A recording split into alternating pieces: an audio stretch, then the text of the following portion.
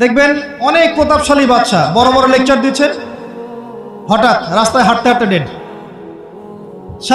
সারাদিন রাত জেনা করেছে, মদ খেয়েছে, জেনা ছড়িয়েছে সমাজে, নগ্নতা অশ্লীলতা ছড়িয়েছে, ভাইরাস মহামারী দিয়ে শেষ। দুনিয়ার জীবন কি জীবন! চোখের সামনে অহরহ এগুলো ঘটনা দেখছি আমরা। যাচ্ছে খুব স্বাদ আহ্লাদ করে, বর বিয়ে করতে যাচ্ছে, কার অ্যাক্সিডেন্ট, শেষ, ডেড।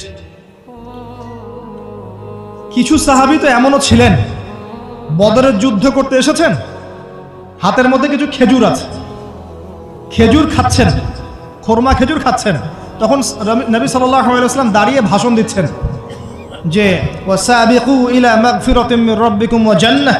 ওই যে আয়াতটা আছে, তোমরা এগিয়ে চলো তোমাদের রবের ক্ষমার দিকে এবং জান্নাতের দিকে। আরদুহা কাআরদিস সামাই ওয়াল আরদ, যার প্রশস্ততা আসমান এবং জমিনের সমান। সাহাবী খেজুর খেতে খেতে খেজুরটা ফেলে দিলেন। আরেকজন সাহাবী জিজ্ঞাসা করলেন যে খেজুরটা ফেলে দিলেন কেন? তিনি বলছেন এই খেজুরগুলো খেতে অনেক সময় লেগে যাবে। নবী সাল্লাল্লাহু আলাইহি ওয়াসাল্লাম এমন কথা বলেছেন, এটা শোনার পরে আমি আর এক সেকেন্ড নষ্ট করতে যাচ্ছি না। খেজুর ফেলে দিয়ে যুদ্ধে ঝাঁপিয়ে পড়লেন, দেন শহীদ হয়ে জান্নাতে চলে গেলেন। তারাও তো মৃত্যুর স্বাদ গ্রহণ করেছেন, তাই না? আরেকজন ইহুদি ব্যক্তি উহুদের যুদ্ধের দিন সকালবেলা মুসলিম হয়েছে। ইহুদিরা তো আমাদের চিরশত্রু, আপনারা জানেন। এটা জানার জন্য ডক্টরেট করার দরকার নেই, থিসিস করার দরকার নেই। প্যালেস্টাইনের দিকে তাকান, বুঝতে পারবেন। ফিলিস্তিনকে দেখেন, বুঝতে পারবেন। অ্যামনেস্টি ইন্টারন্যাশনাল বলে একটা সংস্থা আছে না, এরা পর্যন্ত দেখলাম গতকালকে রিপোর্ট দিয়েছে যে বিগত এই 50-60 বছর ধরে এরা ফিলিস্তিনদের উপর যা নির্যাতন করেছে, এটা মানবতার ইতিহাসে কখনো করা হয়। যাই হোক, একজন ইহুদি যুবক সকালবেলা উহুদের মাঠে আসছেন, এসে জিজ্ঞাসা করছেন যে আমার আগে কি করা উচিত, আগে কি আমি যুদ্ধে যাব না আমি আগে মুসলিম হব? সাহাবীরা তাকে বললেন আগে কালিমা শাহাদাত পড়, তারপরে উহুদের মাঠে আসো। সে এসেছে এই কারণে যে নবী সাল্লাল্লাহু আলাইহি ওয়াসাল্লাম মদিনায় আছেন, মদিনায় আরও ইহুদিরা আছে। ইহুদিরাই আগে বলতো শেষ জামান একজন নবী আসবেন যার নাম হবে আহমদ। সব মিলে গেছে, তারপরেও তারা গ্রহণ করছে না। এই ছেলে সত্য চিনতে পেরেছে, সে চলে আসছে সত্যের কাছে, এসে ইসলাম কবুল করে যুদ্ধ করলো, শহীদ হয়ে গেল। নবী সাল্লাল্লাহু আলাইহি ওয়াসাল্লাম দেখলেন তার লাশটা, দেখে বলছেন এই যুবক, এই ইহুদি যুবক এখানে কি করছে? সাহাবীরা বললেন সকালবেলা মুসলিম হয়েছে, যুদ্ধ করে শহীদ হয়ে গেছে ইয়া রাসূলুল্লাহ। নবীজি বললেন সাল্লাল্লাহু আলাইহি ওয়াসাল্লাম আমিলা কলিল উজরা কাসীর, সে অল্প আমল করলো কিন্তু বিশাল পুরস্কার পেয়ে গেল। জীবন তো তাদেরও ছিল। এটা তো সশস্ত্র যুদ্ধের কথা বাদ দেন, নরমালি সুমাইয়া রাদিয়াল্লাহু আনহা, আবু জাহেল তাকে নির্যাতন করছে, তার লজ্জাস্থানে বর্ষা ঢুকিয়ে দিয়ে, চিন্তা করতে পারেন, লজ্জাস্থানে বর্ষা নিক্ষেপ করে হত্যা করলো। সুমাইয়া রাদিয়াল্লাহু আনহা দেখতে কালো বর্ণের, চেহারা সুন্দর নয়, হয়তোবা আপনার মতো সুন্দর নয়, জান্নাতে এখন হাসছে ইনশাআল্লাহ তাআলা। তার স্বামী ইয়াসের, আবু জাহেল তাকে পিটাতে মেরে ফেললো, সে মারা গেল, শহীদ হয়ে গেল। অনেক ওলামায়ে কেরামকে, ইমাম, মুস্তাহিদ, মুহাদ্দিস দেখবেন সারাটা জীবন এত মেহনত করেছেন দ্বীনের জন্য, বিয়ে শাদী করার সময় পান নাই, এমনও আছেন ইমাম এবং মুহাদ্দিস। জীবন তো তাদেরও ছিল। শুধু সাহাবী কেন, তাবেঈদের দিকে তাকান, তাবেঈন তাকান, আমাদের 4 ইমামের দিকে তাকান। আবু হানিফা রাহিমাহুল্লাহ শেষ বয়সে জেলখানায়, কথিত আছে বিষ প্রয়োগে তাকে হত্যা করা হয়েছে। তার টাকার অভাব ছিল না, তিনি কিন্তু আমার মতো হতদরিদ্র ছিলেন না। আল্লাহ পাক তাকে সম্পদও দিয়েছিলেন, সমস্ত সম্পদ বিলিয়ে দিয়েছেন দ্বীনের জন্য। ইমাম শাফিঈ রাহিমাহুল্লাহ, তার দিকে তাকান। আহমদ বিন হাম্বল রাহিমাহুল্লাহ, তার দিকে তাকান। তাকে পিটানো হচ্ছে আর বাগদাদের রাস্তায় ঘোরানো হচ্ছে, কারণ সমাজের মানুষ ফতোয়া দিয়েছে একটা, তিনি ফতোয়া দিচ্ছেন আরেকটা। ওই যে হিল্লা প্রথা আর ঠিকা বিবাহ নিয়ে আর কি। তিনি বলছেন ইলামু ইয়া আহলা বাগদাদ, হে বাগদাদের মানুষরা জেনে রাখো যে আমি কোশ্চিনকালেও এই প্রথাকে জায়েজ করলাম না, তোমরা চিনে রাখো যে আমার নাম আহমদ। জীবন তাদেরও ছিল। ইমাম মালিক রাহিমাহুল্লাহ তাকে এত মার দেওয়া হয়েছিল, হাত বাঁধতে পারতেন না নামাজের মধ্যে, নামাজে হাত বাঁধতে পারতেন না। সাহাবীদের থেকে নেন, তাবি থেকে নেন, তাবি থেকে নেন, মুস্তাহিদ ইমাম থেকে নেন, দুনিয়ার জীবন তারাও কিন্তু ভোগ করেছেন, আর আমরাও ভোগ করছি। আমাদের ভোগের সিস্টেমটা দেখেন, তাদের ভোগের সিস্টেমটা দেখেন। আমরা বাঁচছি দুনিয়ার জন্য, তারা বেঁচেছে পরকালের জন্য।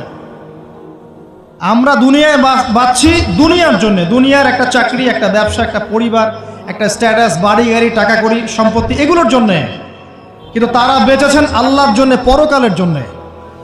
যে ব্যক্তি দুনিয়ার জন্য দুনিয়া করে, আল্লাহ পাক তাকে ইহকাল পরকাল দুটোই নষ্ট করে দিবেন। যে ব্যক্তি পরকালের জন্য দুনিয়া করবে, আল্লাহ পাক তার দুনিয়া গুছিয়ে দিবেন, আখিরাতও গুছিয়ে দিবেন ইনশাআল্লাহ। প্রথম কথা হচ্ছে এই যে দুনিয়ার জীবনকে প্রাধান্য দেওয়া যাবে না। দুনিয়ার জীবনের প্রতিটা কাজ আপনি একটা উদ্দেশ্যই করবেন, সেটা হচ্ছে আল্লাহর সন্তুষ্টি। বিয়ে শাদী করেছি কেন? আল্লাহর জন্যে। পরিবার গঠন করেছি কেন? আল্লাহর জন্যে। সন্তান নিয়েছি কেন? আল্লাহর জন্যে। দিন শিখেছি কেন? এলেম শিখেছি কেন? আল্লাহর জন্যে। চাকরি কেন করি? আল্লাহর জন্যে। প্রতিটা কাজ ইবাদত হবে যদি আপনি মুহাম্মদ সাল্লাল্লাহু আলাইহি ওয়াসাল্লামের তরিকা মেনে চলেন। একটা বিষয় বোঝার বাকি আছে আমাদের, দুনিয়ার জীবনটা 1 সেকেন্ডের জীবন। আল্লাহ পাক সূরা হাদীদের মধ্যে বলেছেন, ই'লামু আন্নামাল হায়াতুদ দুনিয়া লা'iবুন ওয়া লাহু ওয়া জিনাতুন ওয়া তাফাখুরুন বাইনাকুম ওয়া তাকাসুরুন ফিল আমওয়ালি ওয়াল আওলাদি কামাসালি গায়যিন আ'জাবাল কুফফারা নাবাত সুম্মা ইয়াহিজু ফাতারাহু মুসফাররান সুম্মা ইয়াকুনু হুতামা ওয়া ফিল আখিরাতি আযাবুন শাদীদ ওয়া মাগফিরাতুন মিনাল্লাহি ওয়া রিদওয়ান ওয়া মাল হায়াতুদ দুনিয়া ইল্লা মাতাউল গুরুর। আল্লাহ পাক বলছেন, জেনে রাখো তোমরা সবাই, এই জমিনবাসী, এই দুনিয়ার হায়াতটা খেলা। খেলা মানে কি দেখেন, ছোট্ট বাচ্চারা খেলা ছাড়া কিছু বোঝে? ওর কাছে দুনিয়া ওইটাই। দুনিয়ার প্রথম স্টেজ খেলা। ওয়াল্লাহু, একটু বড় হবে যখন, কিশোর হবে, ওর কাছে ঠাট্টা হাসি তামাশা, ডোন্ট কেয়ার, দুনিয়াতে কোনো কিছু নেই, খাওয়া দাওয়া ফুর্তি করো, লাহু।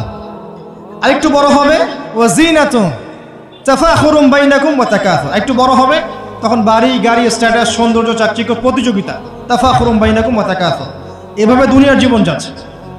এই এক্সাম্পলটা আল্লাহ পাক দিয়েছেন এমনভাবে যে একটা ভূমি ছিল অনুর্বর, বৃষ্টি হলো, সেখানে সবুজ শ্যামল ফসল ফলল, এক পর্যায়ে ফসলটা আস্তে আস্তে হলুদ বর্ণ ধারণ করলো এবং সেটাকে কেটে ফেলা হলো, তারপর শুধু খড়কুটা বাকি থাকলো।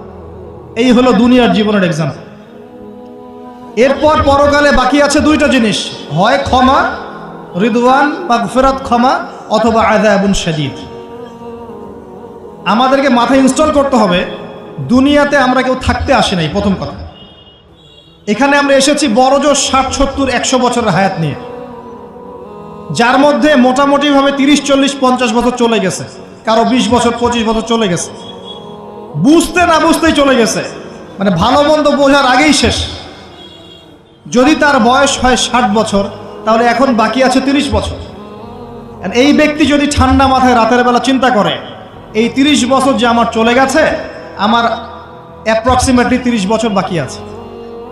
বাকি আছে বুঝলাম, যা চলে গেছে, এই চলে যাওয়া 30 বছরে আমি 10 বার জেনা করেছি, 20 বার মদ খেয়েছি, ঠিক আছে, মানুষের সম্পদ আত্মসাৎ করে খেয়েছি, পরকিয়া করেছি, চুরি করেছি, ডাকাতি করেছি, মিথ্যা বলেছি, নামাজ পড়ি নাই, রোজা রাখি নাই।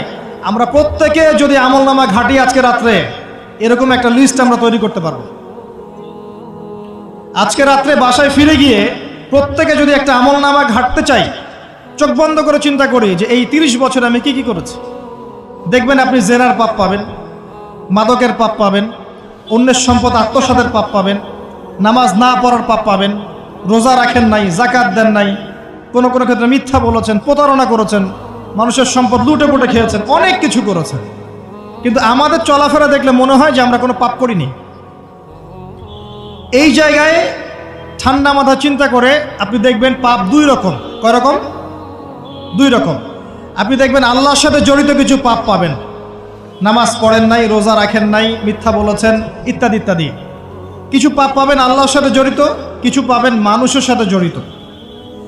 আল্লাহর সাথে জড়িত পাপগুলো ক্ষমা নেওয়া খুব সহজ। অজু করে এসে 2 রাকাত নামাজ পড়ে চোখের জল ফেলে দিয়ে, চোখের পানি ফেলে দিয়ে আল্লাহর কাছে হাত তুলে খালি যদি বলে আল্লাহুম্মা আনতা রব্বি, বলেন আল্লাহুম্মা আনতা রব্বি লা ইলাহা ইল্লা আনতা খলাকতানি আনা আবদুক ওয়া আনা আলা আহদিক ওয়া ওয়া'দিকা মাস্তাতা'তু আউযু বিকা মিন শাররি মা সানা'তু আবুউ লাকা বিনি'মাতিকা আলাইয়া ওয়া আবুউ বিযানবি ফাগফিরলি ফাইন্নাহু লা ইয়াগফিরু যুনুবা ইল্লা আনতা। এটা না পারেন অ্যাটলিস্ট আস্তাগফিরুল্লাহাল্লাযী লা ইলাহা ইল্লা হুয়াল হাইয়ুল কাইয়ুম 3 বার চোখের পানি ফেলে দেন, আল্লাহর কাছে ওয়াদা করেন আল্লাহ যা করেছি ছেড়ে দিব, আগামী যতদিন বেঁচে থাকবো কোরআন এবং সুন্নাহর বাইরে এক চুল যাব না ইনশাআল্লাহ। এবং আগামী দিনগুলোতে আল্লাহ পাক তোমার আদেশ যখন যেভাবে আসবে আমি পালন করবো ইনশাআল্লাহ। যদি আল্লাহ পাক মনের মধ্যে খুলুসিয়াত দেখেন যে তাওবাতান নাসুহা করছে, মন থেকে তওবা করছে, আল্লাহ পাক আপনার সমস্ত গুনাহগুলোকে নেকিতে কনভার্ট করতে পারে। আল্লাহ পাক শুধু গুনাহ মাফ করবেন তা নয়, আল্লাহ পাক গুনাহগুলোকে নেকি দিয়ে পরিবর্তন করতে পারে। আমি দলিল দিচ্ছি, ইল্লা মান তাবা, সূরা ফুরকান পড়ে দেখেন, তারা ব্যতীত যারা তওবা করলো, ওয়া আমানা ওয়া আমিলা আমালান সালিহা, এবং যারা ঈমান এনেছে এবং সৎ আমল করলো, উলাইকা ইউবাদদিলুল্লাহু সাইয়্যাতিহিম হাসানাত, আল্লাহ পাক এই সব মানুষের গুনাহগুলোকে নেকি দিয়ে পরিবর্তন করে দিবেন ইনশাআল্লাহ। আমাদের নবী মুহাম্মদ সাল্লাল্লাহু আলাইহি ওয়াসাল্লাম দিনে 70 বার, কোন বর্ণনা এসেছে 100 বার তওবা করতেন, 100 বার পড়তেন আস্তাগফিরুল্লাহ ওয়া আতুবু ইলাইহি, আস্তাগফিরুল্লাহ ওয়া আতুবু ইলাইহি। যার আগের কোনো পাপ নাই, পিছনের কোনো পাপ নাই, দিনে 100 বার তওবা করতেন। আমরা একটা রাত এভাবে চিন্তা করেছি যে আমার পাপ কি কি? আজকে রাত্রে গিয়ে চিন্তা করেন, দেখবেন আপনি একটা পাপে পরিপূর্ণ একটা আমলনামা পাবেন। এবার আপনি চিন্তা করেন যে আপনি যদি আগামী 30 বছর বাঁচেন বা 40 বছর বাঁচেন, এই সময়টাকে আপনি কিভাবে মূল্যায়ন করতে চান? প্রথম একটা মূলনীতি বলেছে, দুনিয়ার জীবনকে প্রাধান্য দেয়া যাবে না। ওয়া মা হাযিহিল হায়াতুদ দুনিয়া ইল্লা মাতাউল গুরুর, সম্পূর্ণ মরীচিকা। মরীচিকা দেখেছেন? দুনিয়ার জীবন যে কি জিনিস, যারা আল্লাহর পথে পরীক্ষার সম্মুখীন হয়েছে ওরা জানে, মানে কিচ্ছু না, মানে মুহূর্তে আল্লাহ পাক ইহকাল পরকালের ফয়সালা করে ফেলবে। আমরাও বুঝবো, এটা আমরা বুঝবো না এমন নয়। ইয়াং ছেলে রাস্তায় যাচ্ছে, বাইক নিয়ে খুব দাবরানি দিচ্ছে, আছে না? হঠাৎ অ্যাক্সিডেন্ট, ডেড, স্পট ডেড। এটা দুনিয়ার জীবন। তার সারা জীবন দুনিয়ার পিছনে ছুটেছে, শেষ বয়সে হতাশ, কিছুই পেলাম না। পাবে না, কারণ আল্লাহর পথে না চললে শেষ বয়সে গিয়েও কিছু পাবেন না। যন্ত্রণা, হতাশা, গ্লানি ছাড়া।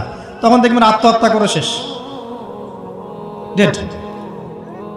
একটা কথা বলছিলাম যে আপনি চলার পথে কোরআন সুন্নাহর প্রতিকূলে আমল, আকীদা, মানহাজ, মুআমালাত এগুলো দেখলে কি করবেন? কোরআন সুন্নাহকে অগ্রাধিকার দিবেন নাকি চলমান বিষয়কে অগ্রাধিকার দিবেন? ইবাদত করতে এসে দেখছেন আমলের নামে বেদাত চলছে, কি করবেন? বেদাতীদের সাথে আপোষ করবেন না কোরআন সুন্নাহয় ফিরে আসবেন? আপনি তাওহীদের ক্ষেত্রে দেখছেন মানুষ ইসলামের নামে শিরক করছে, এখন আপনি কি সংখ্যাগরিষ্ঠ মানুষকে অগ্রাধিকার দিবেন না কোরআন সুন্নাহর কাছে আসবেন? অর্থনৈতিক জীবনে গিয়ে দেখছেন মানুষ বেশিরভাগই হারাম রিজিক খাচ্ছে। এখন আমি যদি বলি যে দুনিয়ার জীবনে টিকে থাকতে হলে আমাকে এগুলোতে গায়ে আপোষ করে চলতেই হচ্ছে, তাহলে কিন্তু কোশ্চিনকালেও কোরআন সুন্নাহকে প্রাধান্য দেয়া হলো না। তখন আপনি কি করবেন? পরিবার চালাতে গিয়ে দেখছেন যে পরিবারের বেশিরভাগ লোক আপনার কথা শোনে না। আপনি কোরআন এবং সুন্নাহকে দিয়ে পরিবার চালাতে চান, তারা পশ্চিমা সংস্কৃতি দিয়ে পরিবার চালাতে চায়, হিন্দি সিরিয়াল দিয়ে, গান বাজনা, ডুগি তবলা এগুলো দিয়ে।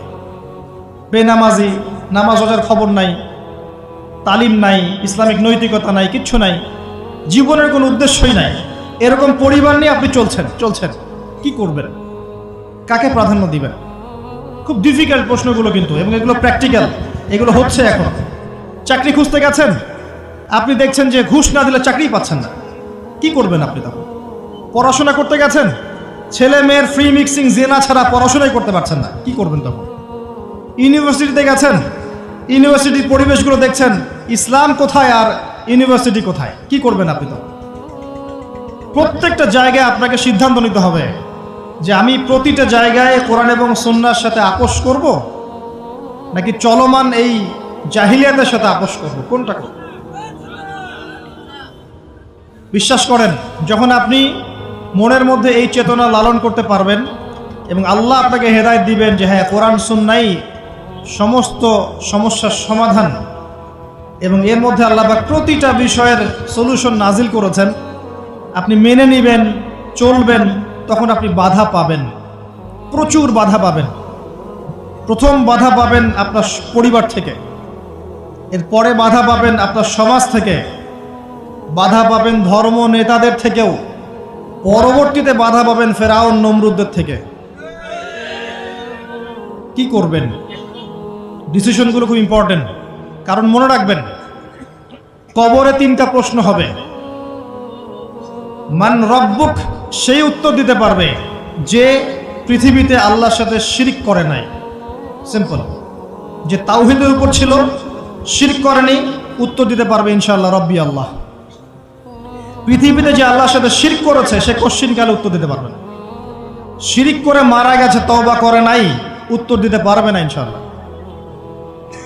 মা দীনুক, পৃথিবীতে যে দিন ইসলামকে চূড়ান্ত সত্য রূপে মেনে নেয়নি, পরিপূর্ণ দিন পালন করার চেষ্টা করে নাই, কোশ্চিন কালেও মা দীনুক উত্তর দিতে পারবে না। ইসলামকে ঠাট্টা বিদ্রুপের ছলে হাসি তামাশায় গ্রহণ করেছে, সে কখনো উত্তর দিতে পারবে না। মান নবিয়ুক, পৃথিবীতে যে ব্যক্তি নবী সাল্লাল্লাহু আলাইহি ওয়াসাল্লামের সুন্নাহ মেনে চলেনি, জীবনে চলার পথে নবীর সুন্নাহকে পরোয়া করে নাই, অন্যের আদর্শ গ্রহণ করেছে, সে কোশ্চিন কালেও মান নবিয়ুক উত্তর দিতে পারবে না। কারা পারবে তাহলে? 1 নাম্বার তাওহীদ পন্থীরা পারবে, 2 নাম্বার যারা পরিপূর্ণরূপে ইসলাম পালন করেছে এরা পারবে, 3 নাম্বার যারা মুহাম্মদ সাল্লাল্লাহু আলাইহি ওয়াসাল্লামের সুন্নাহর উপর টিকে ছিল এরা পারবে। ওমা খালাকতুল জিন্না ওয়াল ইনসা ইল্লা লিয়াবুদুন, শুধুমাত্র ইবাদত করার জন্যই আল্লাহ পাক জিন এবং মানুষ জাতিকে সৃষ্টি করেছেন। আপনাকে আল্লাহ পাক এই হায়াতটা দিয়েছেন, এখন বাকি সময়টা চিন্তা করেন আগামী 30-40 বছর কিভাবে কাটাতে চান। দুনিয়ার জন্য বাঁচবেন না আল্লাহর জন্য বাঁচবেন? যদি আল্লাহর জন্য বাঁচতে চান, সর্বশেষ হেদায়েত আল কোরআন এবং সর্বশেষ নবী মুহাম্মদ সাল্লাল্লাহু আলাইহি ওয়াসাল্লাম, এর বাইরে কিচ্ছু নাই ভাই। সারা দুনিয়ার মানুষ মিলে যদি বলে যে কোরআন সুন্নাহর মধ্যে আছে সুদ হারাম, কিন্তু সুদ হালাল, হালাল হালাল, কোশ্চিন কালে হালাল হবে না। সারা দুনিয়ার মানুষ একটা মাঠে যদি এসে বলে সুদ হালাল, সুদ ভালো, কোশ্চিন কালে হালাল হয়ে যাবে না, হারামই থেকে যাবে। সারা দুনিয়ার মানুষ যদি বলে পর্দা করার দরকার নাই, এটা সেকেলে সেকেলে সেকেলে, এটা সেকেলে হয়ে যাবে না, এটা ফরজ থেকে যাবে। কিচ্ছু নাই কোরআন সুন্নাহর বাইরে, কিচ্ছু নাই। যা আছে দেখছেন বোগাস, যার কোনো ভিত্তি নাই, মানুষের মন গড়া প্রবৃত্তির অনুসরণ। এখন আপনি যখন কোরআন এবং সুন্নাহর কাছে আসতে চাইবেন, তখন কিন্তু আপনি চতুর্দিক থেকে বাধা পাবেন। এই পথ চলাটা এত সহজ হবে না। হ্যাঁ, কাদের জন্য সহজ হবে? যারা প্রোটেস্ট্যান্ট মুসলিম হবে। কি মুসলিম? প্রোটেস্ট্যান্ট মুসলিম। এটা কেমন? মানে ওটাও ঠিক এটাও ঠিক, সুদ খেলেও হয় না খেলেও হয়, পর্দা করলেও হয় না করলেও হয়, নামাজ পড়লেও হয়, মাঝে মাঝে ছাড়লেও হয়, যাকাত দিলেও হয় না দিলেও হয়। মডারেট প্রোটেস্ট্যান্ট মানে কোরআন সুন্নাহয় যা আছে এগুলো খুব কঠিন মনে হয়, এটা মৌলবাদী মৌলবাদী মনে হয়, এগুলো মানলে তো এই যুগে চলা যায় না, এগুলো ওই যুগের জন্য, এরকম ভার্সনে যারা চিন্তা করবে তাদেরকে কষ্ট পেতে হবে না। তারা দেখবেন কষ্ট না করেই দুনিয়ার জীবন কাটিয়ে দিচ্ছে, ওদের কোনো বাধা বিপত্তি আসবে না। আপনি যখন কোরআন সুন্নাহকে আঁকড়ে থাকবেন, কেমন করে আঁকড়ে থাকবেন? মারির দাঁত দিয়ে কামড়ে থাকবেন, নবীজি বলেছেন। মারির দাঁত দিয়ে কামড়াতে বলেছেন, সামনের দাঁত দিয়ে কামড়ালে ছটকে যাবে, টান দিলে ছিঁড়ে যাবে। মারির দাঁতে কামড় দিলে, টান দিলে সহজে ছিঁড়বে না। এভাবে থাকলে আপনার বাধা আসবে। এখন আপনার সামনে দেখবেন আপনি কিছু ফিতনা এবং কিছু সলিউশন। আপনি নিয়াত করেছেন যে আপনার যে গুনাহগুলো হয়েছে এগুলো থেকে আপনি তওবা করবেন ইনশাআল্লাহ, আগামী দিনগুলো আপনি কোরআন এবং সুন্নাহ অনুসারে চলবেন। এই কথার সাথে একমত আছেন তো? এখন চলতে গিয়ে দেখবেন যে আপনি কিছু স্পষ্ট বিষয় দেখতে পারবেন যেগুলোর সাথে আসলে কোরআন সুন্নাহর খুব একটা মিল পাওয়া যাবে না। আপনি দেখবেন স্পষ্ট শিরক করছে মুসলিমরা, আপনি দেখবেন স্পষ্ট বেদাত করছে, আপনি দেখবেন হারাম খাচ্ছে। মুসলিম যুবকরা মাদক, পর্নোগ্রাফি, জেনা, ফ্রি মিক্সিং, আপনার জুয়া, ক্যাসিনো, এই যে আপনার টিকটক প্রজন্ম, এগুলো নিয়ে ব্যস্ত আছে। আপনি স্পষ্ট দেখবেন মেয়েরা বেহায়ের মতো ঘুরে বেড়াচ্ছে। আপনি স্পষ্ট দেখবেন যে আপনি হালালে থাকলে চাকরি পাচ্ছেন না। আপনি স্পষ্ট দেখবেন পরিবারের লোকজন কথা শোনে না। আপনি এমনও দেখবেন ওলামায়ে কেরামের মাঝে ঐক্য নাই, এমন দেখবেন। আপনি এমনও দেখবেন যে মানুষ দিনকে দুনিয়ার বিনিময়ে বিক্রি করে দিচ্ছে। আর এমন দেখবেন যারা আপনার উপরে আছে তারা দিন সম্পর্কে তেমন কোনো জ্ঞান রাখে না। এমন জটিল পরিস্থিতিতে আপনি কি করবেন তখন? এরপরে আপনি যখন বিশ্বের দিকে তাকাবেন তখন দেখবেন বিশ্বের সমস্ত পরাশক্তিরা ঐক্যবদ্ধ ইসলামের বিরুদ্ধে। বিশ্বের সমস্ত বড় বড় পরাশক্তিরা ঐক্যবদ্ধ ইসলামের বিরুদ্ধে। দেখবেন আপনি ইসলামের কোনো খিলাফা নাই, দেখবেন কোনো ইমাম নাই, কোনো আমির নাই, কোনো জামাআ নাই। দেখবেন আপনি সেই রকম সলফে সালেহিনদের যুগের মতো শৌর্যবীর্য, ব্যক্তিত্ব, গায়রাত কিচ্ছু নেই। মনে হবে যেন আমরা দাসত্বের শৃঙ্খলা আবদ্ধ হয়ে গেছে। তখন আপনি কষ্ট পাবেন মনে মনে। আপনার মধ্যে ঈমান থেকে থাকলে আপনি কষ্ট পাবেন, ভিতর থেকে কষ্ট ফিল করবেন। যদি প্যারালাইজড রোগী হয়ে থাকেন তাহলে কষ্ট ফিল করবেন না। চেতনা থাকে দিনের, কষ্ট ফিল করবেন। তখন আপনার স্ট্রাগল শুরু হবে। তখন আল্লাহ যদি আপনাকে বুঝ দেন, আল্লাহ দেখবেন আপনি কি করেন। আপনার মেধা দিয়ে আল্লাহ কি করেন, আপনি কি করেন, আপনার অর্থ দিয়ে আপনি কি করেন, আপনার হায়াতটা দিয়ে আপনি কি করেন, আপনার এই যে জনবল দিয়ে আপনি কি করেন, আল্লাহ আপনাকে যা দিয়েছেন তা দিয়ে আপনি দিনের জন্য কি করছেন, আল্লাহ পাক তখন দেখবেন।